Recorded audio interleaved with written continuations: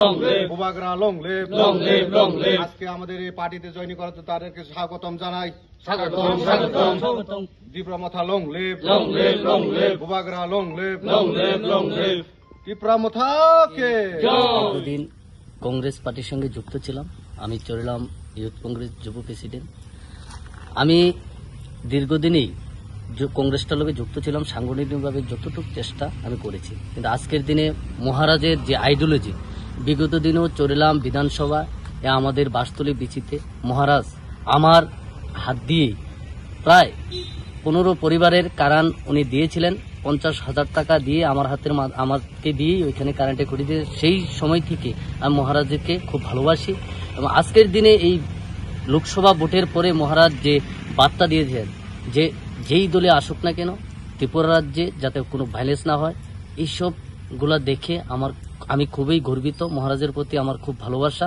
মহারাজ শুধু তিরপাচার প্রতি থানচা করেনি, উনি পাহাড়ি, বাঙালি, হিন্দু, মুসলিম সবাইকে নিয়ে থানচা চায়।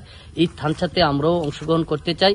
আগামী দিনে আমাদের চরিলাম শুধু হিন্দু আর মুসলিম আর ট্রাইবেল নিয়ে সংগঠন হবে না, আমাদের চরিলামেতে হিন্দু, মুসলিম, পাহাড়ি, বাঙালি সবাইকে সাথে নিয়ে আমরা থানচা করতে চাই। আগামী দিনে চরিলাম বিধানসভায় মহারাজের হাত শক্তিশালী করার জন্য যতটুক আমাদের সংগঠনে শ্রম দেওয়া প্রয়োজন, আমি আক্রান্তভাবে নিঃস্বার্থে শ্রম দিয়ে মহারাজের হাতকে শক্তিশালী করব, তিরুমামথাকে শক্তিশালী করব।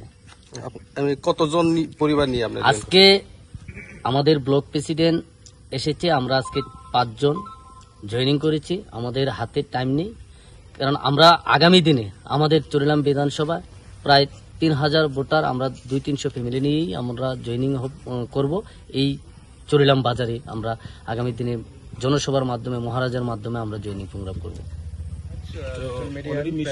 আজকে আমরা আমাদের চরিলাম কেন্দ্র মানে ADC area, Amtali Golaghati ADC area, আমাদের নরজলা ব্লিজে এই বাসতলী বিসি এই 36 নম্বর বুথ, এই আমাদের ত্রিপুরা মথাতে বুবাগরা আইডিওলজিতে মানে খুব ভালো পেয়ে আমাদের দীর্ঘদিন কংগ্রেসের এই আমাদের চরিলাম কেন্দ্র কংগ্রেসের এই যুব কংগ্রেসের ব্লক প্রেসিডেন্ট শ্রীমান আমাদের সোহেল এবং ওনার সঙ্গে আরও 4 জন ফ্যামিলি, টোটাল 6 জন ফ্যামিলি, প্রায় অ্যারাউন্ড 25 ভোটার্স আজকে ত্রিপুরা মথাতে ওরা জয়েন করেছে। মেন কথা হচ্ছে ত্রিপুরা মথার বুবাগরা আইডিওলজি দীর্ঘদিন সোহেলও জানে, মহারাজের সঙ্গে উনি কাজ করেছিলেন দীর্ঘদিন।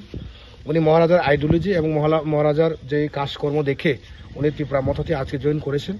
ওনাকে আমরা স্বাগতম জানাই। ত্রিপুরা মথা আমাদের অনেক আশা আকাঙ্ক্ষা আছে আগামী দিনে টিসিএফ এবং আমাদের চরিলাম কেন্দ্রে বা সারা ত্রিপুরা রাজ্যে যে মুসলিম ভাইদের আমরা একটা বার্তা দিচ্ছি যে আমাদের মহারাজের কারণে যে গেদু মসজিদ যে প্রথমবার ত্রিপুরাতে মহারাজের নেতৃত্বে হয়েছিল, অন্তত মহারাজ বীর বিক্রম কিশোর মানিক্যের সম্মানটা আমরা রক্ষা করতে হবে।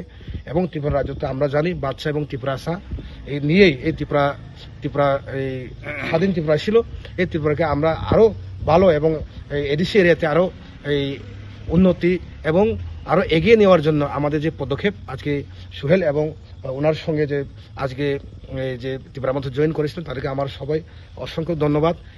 এবং আগামী দিনে সোহেলের নেতৃত্বে প্রায় চরিলাম কেন্দ্রতে প্রায় অ্যারাউন্ড 3000 ভোটার্স এবং প্রায় 400 থেকে 500 ফ্যামিলি ত্রিপুরা মথাতে আগামী দিনে কিছুদিনের মধ্যে জয়েন করব সোহেল এই নেতৃত্বে।